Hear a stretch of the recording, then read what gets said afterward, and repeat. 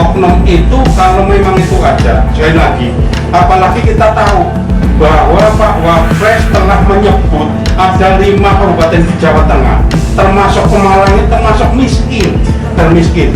Nah, kalau menyangkut BPNT ini masih ada yang menyikat main di BPNT, jenengan ada kayak gitu, saya beri apresiasi pada jenengan, silakan saja diproses, karena itu juga membawa nama baik lembaga kita. Silakan, saya dukung dengan teman-teman. Jadi ya, Pak Bu ya, saya dukung jenengan. Nah, kami nanti akan sampaikan pimpinan bahwa ini sudah menjadi wilayah hukum. Silakan, karena itu ada dugaan pungli, ya kan? Kami berikan sepotong panjenengan bagaimana agar kemiskinan ini bisa teratasi.